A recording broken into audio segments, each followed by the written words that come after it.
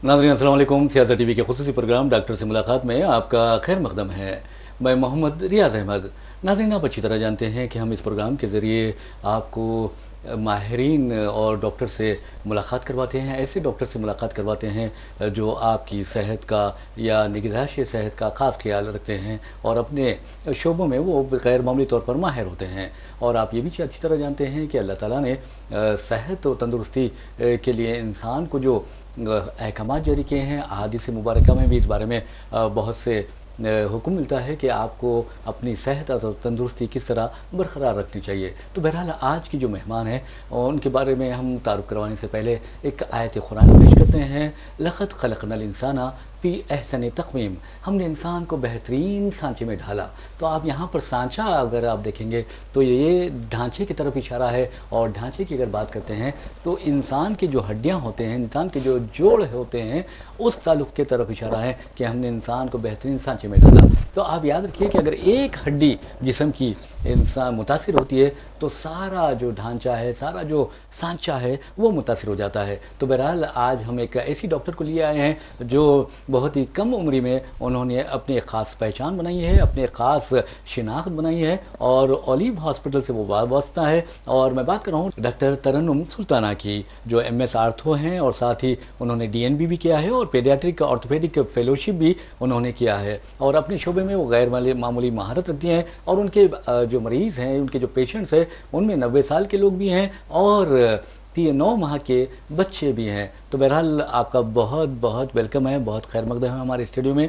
और आज जैसा कि मैंने बताया है कि ढांचा जो होता है उस सिलसिले में आज हम बात करेंगे आर्थराइटिस अवेयरनेस और अर्ली साइंस जो है उसके, और प्रिवेंटेशन यानी उसका इंसदाद कैसा होता है और उसका मैनेजमेंट क्या होता है, इस बारे में आपसे हम बात करेंगे ताकि हमारे जो रीडर्स हैं, हमारे जो व्यूवर्स हैं, उनको पता चले कि वो किस तरह आर्थराइटिस पर काबू पा सकते हैं। जी अस्सलाम वालेकुम। सियासत के सभी व्यूअर्स को मेरा सलाम। मेरा नाम डॉक्टर तरन्नुम सुल्ताना है। मैं ओलिव हॉस्पिटल में कंसल्टेंट ऑर्थोपेडिक सर्जन और जॉइंट रिप्लेसमेंट सर्जन हूँ।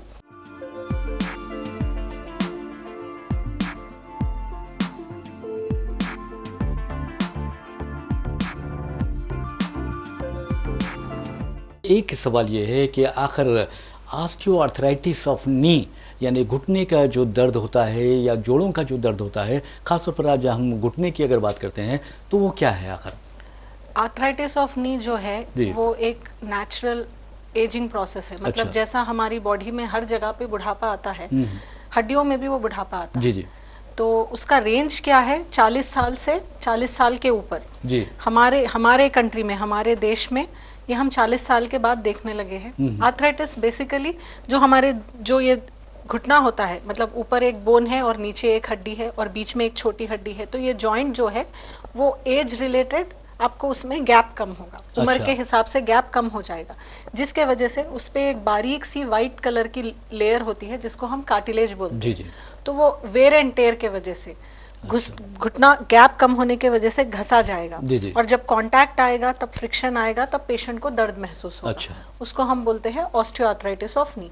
ये सिर्फ घुटने में ही नहीं, ये आपकी बॉडी के हर जॉइंट में आता है, लेकिन सबसे कॉमन आपको ये घुटने में लगेगा। अच्छा, इसके इंसदाद के लिए, इसे रोकने के लिए क्या किया जाना चाहिए?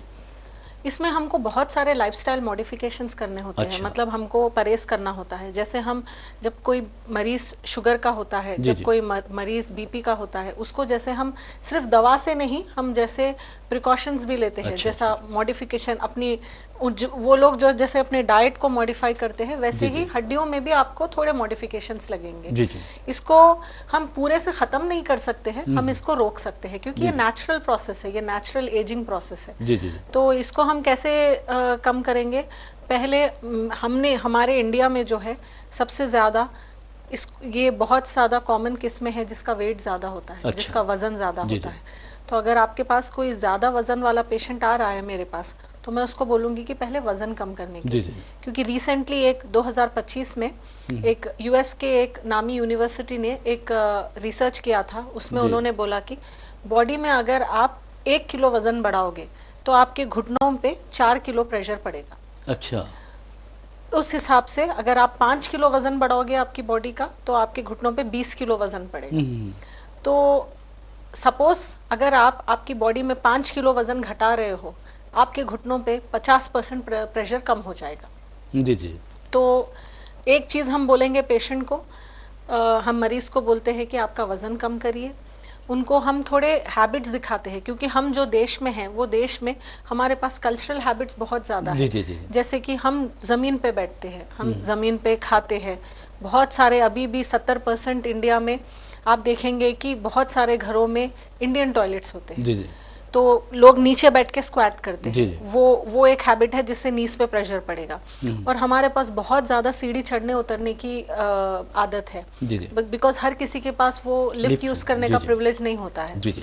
और डाइट हम लोग ठीक से खाते नहीं हैं, जी हम जी। लोग ठीक से हेल्दी डाइट लेते नहीं हैं।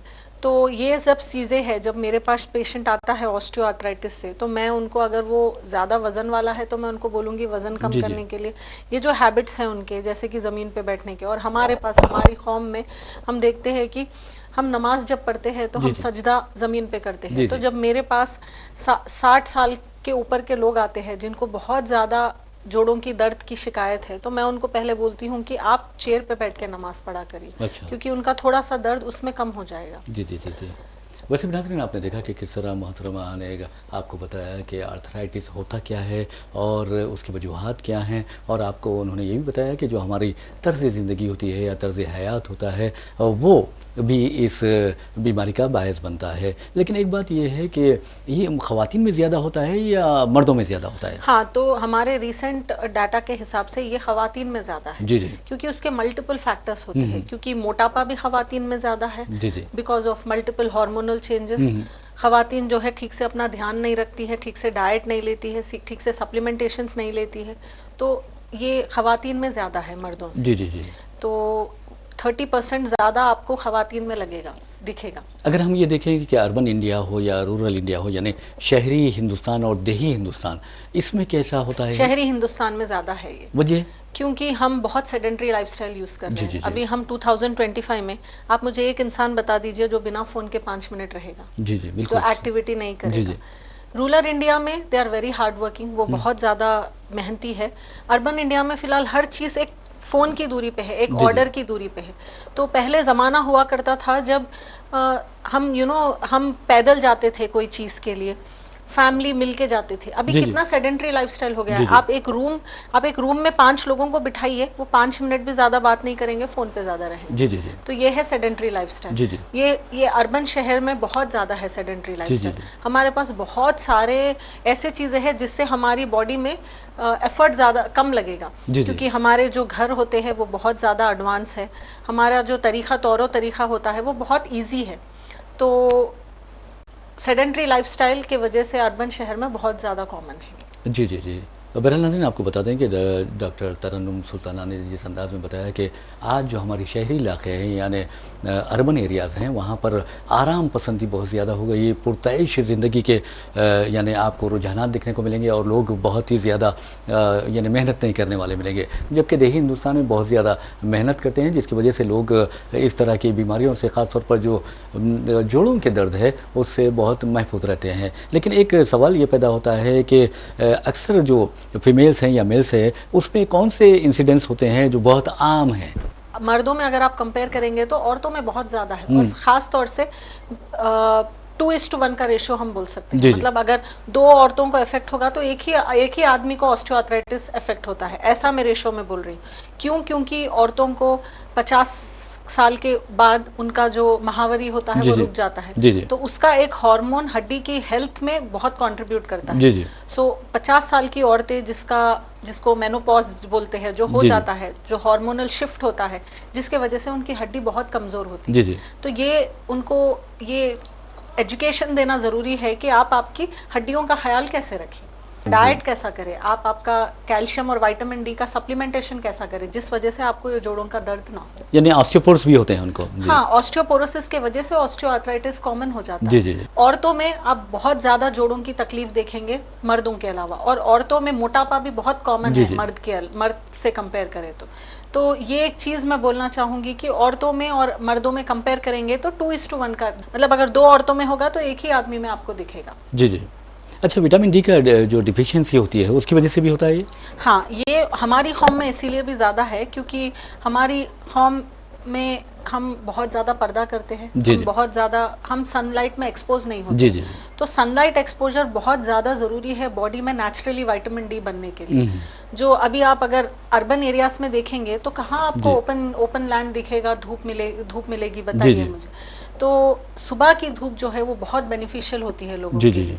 तो वो धूप में स्किन के थ्रू आपको नेचुरल विटामिन डी मिलेगा। जी जी जी। तो ये मैं हर किसी को बोलना चाहूँगी कि सुबह की धूप में एटलीस्ट 5 से 10 मिनट बैठिए, जिसमें आपके जोड़ों में ताकत आएगी, जोड़ों का दर्द जाएगा। जी जी। अच्छा, एक बात, जब बात करते हैं हम इस बीमारी की तो रिस्क फैक्टर्स जो होते हैं उस बारे में हमारे जो नाजरीन हैं उनको बताएं। हाँ, रिस्क फैक्टर्स आदमियों में अलग है और औरतों में अलग है। औरतों में नंबर 1 रिस्क फैक्टर है मोटापा, जो बहुत कॉमन है। मेनोपॉज मतलब जब महावरी आपकी रुक जाती है। प्रेगनेंसी, जी जी, हमारे पास हमारे देश में मल्टीपल प्रेगनेंसीज है, तो जितने ज़्यादा प्रेगनेंसीज औरत में होते हैं उतनी ज़्यादा डेफिशिएंसी बढ़ती जाती है, क्योंकि वो अपने से ज़्यादा अपने बच्चों का ख्याल रखती है, वो अपने सप्लीमेंटेशंस का ख्याल नहीं रखती है, वैसे वो वीक होते जाती है। और जो काम होता है, जैसे कि आप देख सकते हैं कि बाहर कंट्रीज से अगर आप कंपेयर करें तो हम बहुत ज़्यादा हार्ड वर्किंग हैं। हम ये जो लेबर्स होते हैं, जो औरतें भी जो होती है, मेहनत कश जो हाँ, जो मेहनत, जो बहुत ज़्यादा मेहनत करते हैं, जो वजन उठाते हैं, उनमें आपको ज़्यादा दिखेगा। जी। आदमियों में भी जो लेबर्स होते हैं, जिसका बहुत हार्ड काम होता है, उनमें ज़्यादा दिखेगा आपको। जी जी। अच्छा, ये बताइए कि ऑस्टियोआर्थराइटिस जो नीज है उसको किस तरह डायग्नोस किया जाता है? बहुत सिंपल है। जब पेशेंट मेरे पास आता है और बोलता है कि मुझे जोड़ों में दर्द है, जी, तो मैं तो पहले पेशेंट की हिस्ट्री लेती हूँ, पूछती हूँ कि आपको ये शुरू कब हुआ, आपको तकलीफ क्या है, क्या आप जो डेली की जो काम कर सक रहे हैं वो कर सक रहे हो पहले की तरह, या अभी आपकी उसमें तकलीफ है। मतलब इसको हम बोलते हैं एक्टिविटी ऑफ डेली लिविंग। मतलब अगर कोई पेशेंट, फर्ज करिए कोई 55 साल की औरत मेरे पास आती है और बोलती है कि मुझे घुटनों में बहुत ज़्यादा दर्द है, तो मैं उनसे पहले पूछती हूँ कि आपको कितना टाइम हो गया घुटनों में दर्द का, और फिर उनको पूछती हूँ कि आपको हड्डी में आवाज़ आ रही है क्या जब आप चल रहे हो, जब आप बैठ उठ रहे हो। और दर्द, उनको दर्द ऐसा दर्द है आपको कि आप बेसिक बाथरूम को भी नहीं जा सक रही हो, आप नमाज भी नहीं पढ़ सक रही हो, आप बेसिक चल भी नहीं सक रहे हो, ये सब हम पूछते हैं। जी जी। उसके बाद हम उनको क्लिनिकली एग्जामिन करते हैं, देखते हैं कि जब हम घुटना मोड़ते हैं, लंबा करते हैं, देखते हैं कि आवाज़ आ रही है नहीं। जी। क्योंकि आप और मैं देखेंगे तो हमको घुटने में आवाज़ नहीं आएगी, बट अब एक 55 साल की औरत आके बोल रही है कि 6 मंथ से दर्द है, मैं कुछ काम नहीं कर सक रही हूँ, मैं बेसिक जो घर पे काम कर सकती थी वो भी नहीं कर सक रही हूँ, मैं किचन में जाके ठहर नहीं सक रही हूँ पकाने के लिए, मैं कुछ भी बेसिक घर की सफाई वगैरह भी नहीं कर सक रही हूँ, चल नहीं पा रही हूँ। उनका कॉमन कंप्लेंट ये होता था कि मैं पहले 1 घंटा चल सकती थी घर के रोजमर्रा के कामों में, अभी मैं 15 मिनट भी नहीं कर सक रही। अच्छा। ये मेरी तकलीफ है। मैं नमाज नहीं पढ़ सक रही हूँ, जब मैं सजदे से उठ के रुकू से जब मैं सजदे में जाती हूँ तब बहुत ज़्यादा तकलीफ होती है। तो हम देखते हैं कि उनको दर्द कहाँ है। जब जो घुटना होता है, घुटने के अंदर में जब आप प्रेस करेंगे, क्लिनिकली जब देखना हो तो वहाँ पर दर्द होता है। अच्छा। क्योंकि वो हमारा वजन उठाने वाला जॉइंट है, जिसमें अंदर की जगह पे मेजर लोड पड़ता है, 50% ऑफ द लोड बॉडी का वहाँ पर पड़ेगा। तो वहाँ पर पेशेंट को आप ऐसा हल्का सा टच करोगे, उनको दर्द होगा। अच्छा। और आवाज़ आएगी, जब मैं घुटना मोड़ती हूँ और लंबा करती हूँ उनको आवाज़ आती है। और उसके बाद सिंपल से एक एक्सरे करवाते हैं। अच्छा। एक्सरे करवाते हैं ठहरे रह के, लेटा के नहीं। हम स्पेसिफिकली एक्सरे वालों को बोलते हैं कि ठहरा के देखो, ताकि जो दोनों हड्डी के बीच में जो जॉइंट स्पेस है वो कम हो चुकी है या मेंटेन है या बिल्कुल ही नहीं दिखाई दे रही। जी जी। तो वैसे हम लोग उसको डायग्नोस करते हैं। और कोई स्पेशल टेस्ट होते हैं, क्या खुसूसी टेस्ट होते हैं उसके? फर्स्ट तो हम क्लिनिकल और एक्सरेज देखते हैं, अगर जरूरत पड़ी तो हम फर्दर टेस्ट में जाएंगे। जी जी जी जी। अच्छा, एक बात ये बताइए कि जहाँ तक आपने भी जिक्र किया है कि मोटापे की बात की है, ओबेसिटी की बात की है, और ओबेसिटी को अगर आप देखेंगे या फिर आर्थराइटिस नीज को अगर आप देखेंगे तो आप ये बताइए कि इनमें ताल्लुक़ क्या है, इनमें रिश्ता क्या है? मैंने वही तो आपको बोला, रिसेंट स्टडी में बताया है कि अगर आप 1 किलो वजन बढ़ा रहे हो बॉडी में, आपके घुटनों पे 4 किलो प्रेशर पड़ेगा। तो वैसे अगर आप बॉडी में 5 किलो वजन एकदम गेन कर रहे हो तो आपके घुटनों पे 20 किलो प्रेशर पड़ेगा। जी। आप अगर 5 किलो वजन कम करते हो, आपकी बॉडी में 50% प्रेशर चले जाएगा आपके घुटनों। जी जी। तो मोटापा डेफिनेटली जरूरी है। हमारा एक एज स्केल होता है जिसमें हमारा आइडियल वेट होता है। अच्छा। जैसे कि आप अगर जब पैदा होता है तब से 15 साल तक का एक वेट क्राइटेरिया है, और उसके बाद से जब अडल्ट होते हैं, जब 18 साल के होते हैं, 18 साल से लेके 55 साल तक एक क्राइटेरिया होता है। जी जी। वो मर्दों में अलग होता है, औरतों में अलग होता जी है। जी। औरतों का आइडियल क्राइटेरिया 55 से लेके 60 तक का आइडियल वेट है। जी जी। और आदमियों का जो है वो 60 से लेके 70 तक का वेट है, क्योंकि जी जी। आदमियों का जो हड्डी का वजन होता है वो औरतों से ज्यादा होता है, क्योंकि अल्लाह ताला ने बनाया ही वैसा है, औरत जी। को नाजुक बनाया है और बेशक, आदमी बेशक। को बहुत ताकतवर बनाया है, तो जी हड्डी जी। भी वैसे ही डिजाइन की गई है। तो औरत का वेट जो अप्रोप्रिएट, जो आइडियल होता है उनकी एज के हिसाब से 18 से 55 के बीच में, जी जी। उनका वेट 50 से लेके 60 तक के बीच में। अच्छा। और आदमियों का जो होता है वो 60 से लेके 70 के बीच में आइडियल वेट है ये। Ideal weight. लेकिन बहुत, आई थिंक बहुत कम औरतें आपको पाएंगी ये वेट में। मल्टीपल इश्यूज होते हैं। जी जी। थोड़ों को साइकिल्स का प्रॉब्लम होता है। अच्छा। प्रेगनेंसी में जो वेट गेन करते हैं वो जी वेट जी। लूज नहीं करते हैं। जी वन जी। Of the stubborn reason is pregnancy में जो वेट गेन आप करते हो वो लूज नहीं करते हो। अच्छा। और वैसे ही वो सालों साल चलता है और मोटापा आ जाता है। जी जी। और एक और रीजन है मोटापे का, थायराइड, जिसमें वेट लॉस नहीं होता है। जी और जी। थायराइड औरतों में बहुत ज्यादा जी कॉमन जी। है। उस वजह से भी जब वजन बढ़ता है तो हड्डी पे प्रेशर पड़ता है आपकी। और कोई वजूहत है? और जब ठीक से आप डाइट नहीं लेते हो, अच्छा। आप डाइट नहीं लेते हो, आप सप्लीमेंट, आप कैल्शियम और विटामिन डी रिच डाइट नहीं लोगे, वो सप्लीमेंटेशंस नहीं लोगे, तो हड्डी कमज़ोर पड़ जाएगी। और वैसे भी जब मेनोपॉज होता है, जब हड्डी कमज़ोर होने लगती है, तो ये एक बेसिक प्रोटोकॉल है कि 50 के ऊपर की औरत को कंपलसरी हम एंकरेज करें कि वो विटामिन डी ले और वो कैल्शियम ले। जी जी।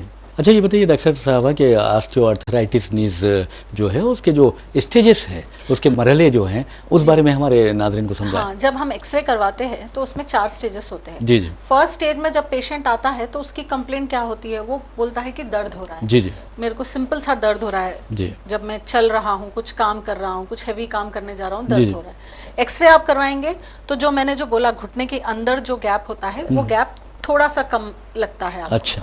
सेकेंड स्टेज में पेशेंट को दर्द के साथ साथ पेशेंट को स्टिफनेस आता है, मतलब जोड़ा टाइट हो जाता है, सख्ती आती है। सख्ती आ जाती जी है। जी। और वो बोलते हैं कि जो मैं एक्टिविटी ऑफ डेली लिविंग से, मतलब मैं जो मैं डेली के काम कर रहा हूँ वो नहीं कर सक रहा हूँ। हाँ। अब वो मेरे से नहीं हो रहा है, मेरा जॉइंट टाइट हो जा रहा है। तो एक्सरे में आपको गैप और कम दिखाई देगा, बिल्कुल कम गैप दिखाई देगा।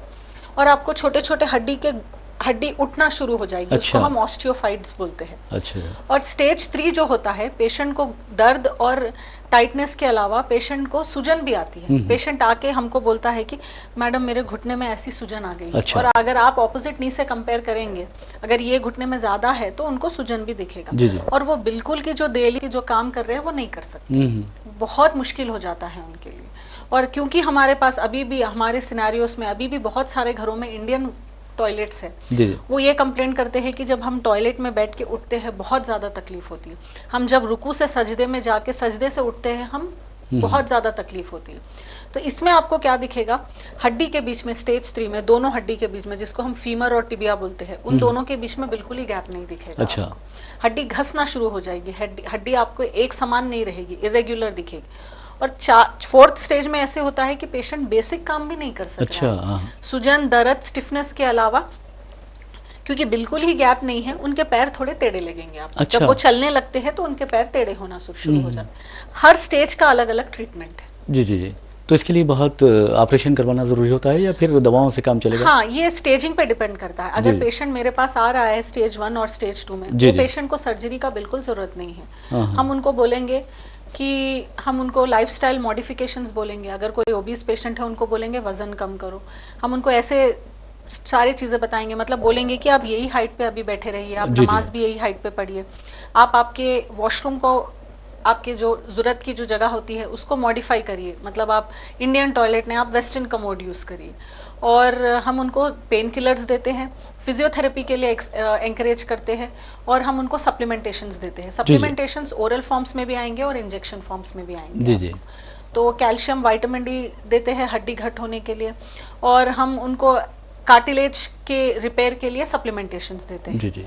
और स्टेज 3 और 4 में जब पेशेंट्स आते हैं तो पेन किलर्स, जो दर्द की दवा होती है, वो सिर्फ एक, जब तक वो दवा लेंगे तब तक ही कम हो जाएगी। जी जी। उसके बाद फिर दर्द शुरू हो जाएगा, क्योंकि वो एंड स्टेज है। उतना इतना कंटिन्यूस फ्रिक्शन से घसे जा रहा है कि वो दर्द नहीं बर्दाश्त कर सकते। जी जी। वो टाइम पे हम पेशेंट को सर्जरी के लिए encourage करते हैं। अच्छा, एक सवाल ये पैदा होता है, अक्सर ये देखा जा रहा है कि जब कोई इस तरह की बीमारियों में मुब्तला होते हैं, दर्द में मुब्तला होते हैं, चल नहीं सकते, फिर नहीं सकते, काम नहीं कर सकते, तो बाज़ लोग ये मशवरा देते हैं कि आप घरेलू नुस्खे इस्तेमाल कीजिए, तो वो कहाँ तक सही है? जी जी। घरेलू नुस्खे तो बेसिकली मैं तो नहीं बोलूँगी, जी जी। क्योंकि घरेलू नुस्खा ये हो सकता है कि आप आपकी डाइट को मॉडिफाई करिए, आप कम तेल की चीज़ें लीजिए, आप बाहर की चीज़ें मत खाइए जिसमें बहुत ज़्यादा नमक होता है, जिसमें बहुत ही अनहेल्दी होता है।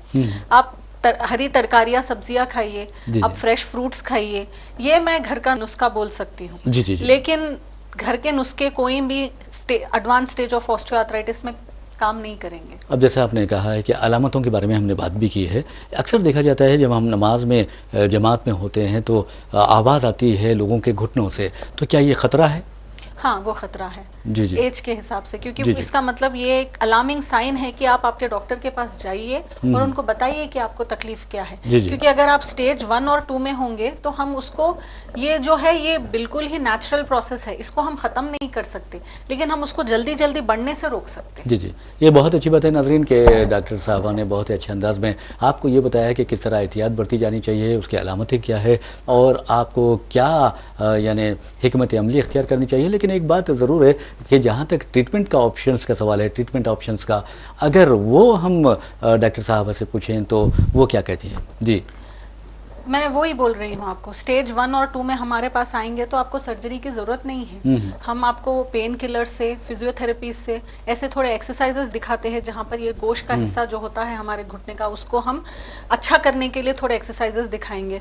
आपको थोड़े ऐसे मॉडिफिकेशंस बोलेंगे जो आप, अगर वो परहेज़ की तरह, जैसा आप शुगर और बीपी की परहेज़ करते हैं, ऐसे ही अगर ये परहेज़ करेंगे तो आपको डेफिनेटली डिफरेंस आएगा। जी जी। जब 3rd और 4th स्टेज में आते हैं तो हम सर्जरी बोलते हैं।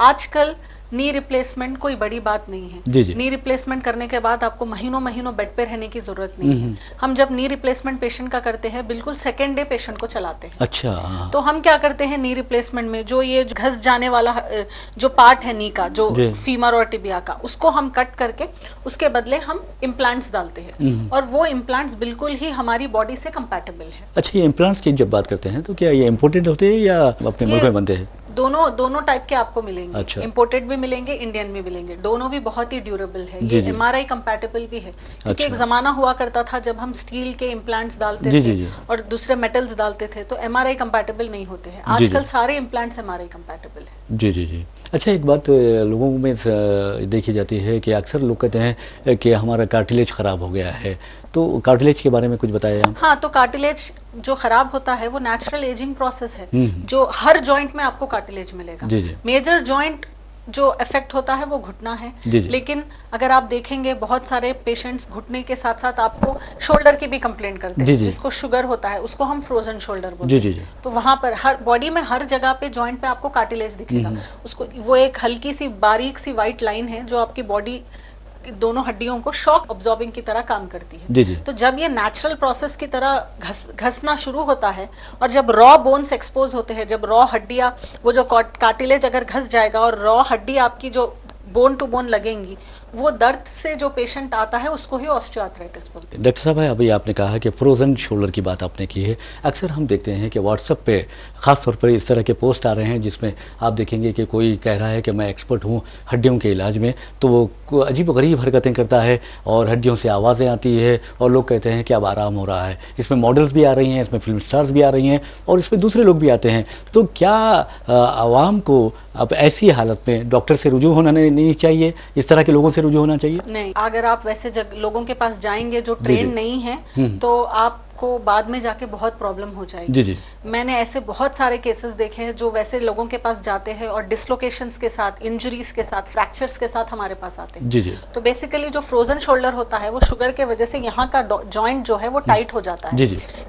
फ्रोजन शोल्डर सिर्फ शुगर के वजह से नहीं होता है, बहुत सारे रीजंस होते हैं। अगर कभी फर्ज करिए कभी मार लग गया पेशेंट को, तभी भी होता है। पोस्ट ट्रॉमा, पेशेंट को शुगर के वजह से, बट नंबर 1 कॉज जो हमारे पास आता है फ्रोजन शोल्डर का, वो डायबिटीज है। जी जी जी। तो जब आप 350 शुगर के साथ आएंगे तो आपकी दुनिया में कौन सी भी दवा आपको कम नहीं कर पाएगी। अच्छा। तो फ्रोजन शोल्डर अगर कोई शुगर वाला पेशेंट आता है तो हम लोग उसको पहले ये बोलते हैं कि पहले आपका शुगर कम करिए। आपका शुगर का लेवल अगर 200 के नीचे होगा और हम जो एक्सरसाइजेस दिखाते हैं उनको और जो दवाया वगैरह देते हैं उससे उनको डेफिनेटली बहुत आराम होता है। और फ्रोजन शोल्डर में दवाइयों के साथ साथ फिजियोथेरेपी भी बहुत अच्छा काम करती है। अच्छा, जब आने से पहले, आपके आने से पहले कुछ हमारे व्यूवर्स हैं और कुछ हमारे स्टाफ के लोग भी हैं, वो ये सवाल कर रहे थे मुझसे कि रिमोटाइड आर्थराइटिस है, उसके बारे में आपसे पूछें। हाँ, रूमेटॉइड आर्थराइटिस ये एक अलग डोमेन है। जी जी। ये जो है ये ऑटो इम्यून डिसऑर्डर है। मतलब अच्छा। हमारी बॉडी में क्या होता है, जब सपोज अगर फर्ज करिए ये मेरी फिंगर कट गई तो खून बहता है, थोड़ी देर के बाद खून रुक जाता है। ये कैसे रुकेगा? जी जी। क्योंकि बॉडी में अंदर से लड़ाई चल रही है। बॉडी को पता चल गया है, दिमाग को पता चल गया है कि यहाँ पर इंजरी लगी है। जी जी। सो वो पूरा सिस्टम एक्टिवेट होकर इसको क्लॉट करके रोक देता है। कंटिन्यूस खून तो नहीं जाएगा आपको। So this is our immunity, ये हमारी इम्यूनिटी है। तो रूमेटॉइड आर्थराइटिस, मतलब रूमेटॉइड आर्थराइटिस ने कौन से भी ऑटो इम्यून डिसऑर्डर, क्योंकि थायराइड भी ऑटो इम्यून है। तो इसमें रूमेटॉइड आर्थराइटिस में क्या होता है, बॉडी खुद को नुकसान पहुंचाना शुरू करती है। अच्छा। बॉडी में इम्यूनिटी का जो सिस्टम होता है वो कंफ्यूज हो जाता है, तो वो खुद को डैमेज करने के लिए सेल्स भेजती है। तो वहां पर डिजेनरेशन स्टार्ट होता है। Rheumatoid arthritis is a auto immune disorder, मतलब बॉडी का इम्यून सिस्टम खुद कंफ्यूज होके आपके खुद के नेटिव टिश्यूज को इंजरी होना शुरू होता है। जी। तो हाँ, जब रूमेटॉइड आर्थराइटिस भी होता है, जो कार्टिलेज डिजेनरेशन होता है वो फास्टर लेवल पे होता है। अच्छा। अगर हम ऑस्टियोआर्थराइटिस की बात करें तो आपको तकरीबन 45 से लेकर 55 साल के लोगों में दिखेगा। जी जी। बट मैंने रूमेटॉइड आर्थराइटिस एक 20 साल की बच्ची में और एक 25 साल के लड़के में भी देखा है। उनके घुटने और उनके जो कुल्ले होते हैं, मैंने उनको 4th स्टेज में देखा। अच्छा। सो ये एक अलग डोमेन है। इसके लिए उसको हम डीमार्ट्स बोलते हैं, disease modifying anti rheumatoid drugs. जी जी। तो उनको ये ड्रग्स शुरू करना पड़ता है और साथ में ऑस्टियोआर्थराइटिस का ट्रीटमेंट करना पड़ता है। अच्छा, किसी भी सर्जन के लिए ज़रूरी होता है कि उससे सवाल किया जाता है कि उसने अब तक कितनी सर्जरीज की है। तो हम भी आज हमारे प्रोग्राम में आपसे यही सवाल करते हैं कि आपने कितनी सर्जरीज अब तक की हैं? मैंने लगभग 400 से 500 सर्जरीज किए हैं। जी जी। हर टाइप के। मेरा सबसे छोटा पेशेंट था एक 9 महीने का बच्चा, और अच्छा। मेरा सबसे बड़ा पेशेंट था एक 90 साल का आदमी। जी जी। तो मैंने हर टाइप के सर्जरीज किए। दोनों सेहतमंद हुए? हाँ, बहुत अच्छे हैं अल्हम्दुलिल्लाह। जी जी, ये बहुत अच्छी बात है। वैसे भी नाज़रीन, जहाँ तक हमारे प्रोग्राम का सवाल है डॉक्टर से मुलाकात का, और आपको मुख्तलिफ शोबों से ताल्लुक़ रखने वाले डॉक्टर्स को हम मदऊ करते हैं इस स्टूडियो में, लेकिन हमारी एक रिवायत है, हमारा ये एक ट्रेडिशन है कि हम अपने मेहमान से एक मैसेज लेते हैं। तो हम चाहेंगे डॉक्टर तरन्नुम सुल्ताना से कि वो हमारे जो नाज़रीन हैं सियासत टीवी के, उन्हें और सियासत अखबार के जो हमारे रीडर्स हैं उन्हें मैसेज दें। मैं ये बोलना चाह रही हूँ कि मैं अभी ऑलिव हॉस्पिटल में काम कर रही हूँ। ये बहुत ही किफ़ायती, बहुत ही सस्ता हॉस्पिटल है हमारी आवाम के लिए। इनके दोनों ब्रांचेस है, नानल नगर का एक ब्रांच है, आसिफ नगर का एक ब्रांच है। तो मैं सारी ख़वातीन और मर्दों से ये रिक्वेस्ट करूँगी कि आपको जब भी घुटने की प्रॉब्लम है, हमारी सारी टीम आपको अच्छे से अच्छा और सस्ते से सस्ता बेस्ट इलाज देने के लिए रेडी है। जी जी, यानी इंसानी बुनियाद पर भी? इंसानी बुनियाद पे। जी जी जी। सभी ख़वातीन से ये रिक्वेस्ट करूँगी कि आप सारे लोग अपने घर के पिलर्स हो, क्योंकि आप जो ख़वातीन हो, जब से आप बड़े हुए हो, जब से आपकी शादी हुई है, तब से आपने जो जिम्मेदारी निभाई है घर की, अपने बुढ़ापे तक आप घर के सबसे नंबर 1 मेंबर रहे हो, सारे मुश्किलात, सारे चीज़ें फेस करने के लिए। तो मैं ये बोलूँगी कि अपना ख्याल रखिए, अपनी हेल्थ का ख्याल रखिए, अपनी डाइट का ख्याल रखिए। और डाइट में फर्स्ट मतलब आपको अच्छा होना पड़ेगा पूरी फैमिली को चलाने के लिए। अगर आप ही अच्छे नहीं हो, अगर घर की माँ ही सेहतमंद नहीं है, तो घर के कोई भी लोग सेहतमंद नहीं होंगे। सारी ख़वातीन से मेरी ये रिक्वेस्ट है कि अपने डाइट का ख्याल रखिए, अपनी वज़न का ख्याल रखिए, अपनी एक्टिविटी का ख्याल रखिए, और अपने आप को धूप में एक्सपोज करिए सुबह में फजर के बाद। और रेगुलरली, मतलब जैसे आप 40 टच करने जा रही हो, एक हैबिट बना लीजिए, दूध का एक ग्लास ले, एक उबला हुआ अंडा खाए, अच्छे से अच्छी हरी सब्जियां ले, अच्छे से अच्छी तरकारियां ले फ्रेश, और अच्छे से अच्छे मेवों के साथ अपनी डाइट में इंक्लूड करें। और जैसे आप 40-45 की होना शुरू हो रही हो, आपकी हड्डी ऑटोमेटिकली कमज़ोर होना शुरू हो जाएंगी। तो डेली कैल्शियम सप्लीमेंटेशंस लेना शुरू करें। विटामिन डी के शॉट्स आते हैं, टैबलेट्स आते हैं, छोटे आपको बॉटल्स आते हैं, इंजेक्शंस आते हैं। इससे आप आपकी हड्डियों को मजबूत कर सकते हैं। क्योंकि मेरा ये मानना है कि अगर माँ सेहतमंद है तो सारा घर सेहतमंद होगा। तो माँ का सेहतमंद होना बहुत ज़्यादा ज़रूरी है। मैं एक और आप सबसे रिक्वेस्ट करूंगी, हमारी सारी ख़वातीन और मर्दों को, कि सुबह 7 से 10 बजे तक की जो धूप होती है वो बहुत ही ज़्यादा बेनिफिशियल धूप होती है। तो आप एक 10 से 15 मिनट हर रोज़ जब धूप में बैठेंगे तो आपकी हड्डी ऑटोमेटिकली मजबूत होना शुरू हो जाएगी। तो मैं 3 बातें बोलना चाहूँगी। अपने आप को हर रोज़ धूप में बिठा के रखिए 10 से 15 मिनट। रोज़ 1 गिलास, बड़ा ग्लास का दूध पीजिए और अंडे की सफ़ेदी खाइए और बहुत सारी फ्रेश हरी तरकारियाँ और सब्जियाँ खाइए। ये आपकी हड्डी को बहुत मजबूत रखेंगी और आपको बहुत ज़्यादा पेन किलर्स या कुछ और की ज़रूरत नहीं पड़ेंगी अगर आप ये आपके रोज़मर्रा की चीज़ों में अगर आप ये इंक्लूड करेंगे तो। बहुत ही प्यारा मैसेज था और मैं समझता हूँ कि इस प्यारे मैसेज के साथ, इस प्यारी बात के साथ हमें अपना प्रोग्राम भी इख्तिताम को पहुँचाना है। वैसे भी आपको नाज़रीन फिर बता देते हैं कि डॉक्टर तरन्नुम सुल्ताना ओलिव हॉस्पिटल से ताल्लुक़ रखती हैं और वहीं पर वो ऑपरेशंस भी करती हैं, सर्जरीज भी करती हैं और पेशेंट्स को भी देखती हैं और बहुत ही प्यारे अंदाज में देखती है। और आपको ये भी बता दूँ कि जैसा कि उन्होंने दौरान इंटरव्यू कहा कि उनके जो पेशेंट में 90 साल के लोग भी हैं और 9 माह की बच्ची भी शामिल है। तो बहरहाल इसी के साथ हम अपना प्रोग्राम डॉक्टर से मुलाकात इख्तिताम को पहुंचाते हैं। अपने मेज़बान मोहम्मद रियाज अहमद को इजाज़त दीजिए। इंशाल्लाह फिर मुलाकात होगी, फिर बात होगी। तब तक के लिए अल्लाह हाफ़िज़। आपका भी बहुत बहुत शुक्रिया।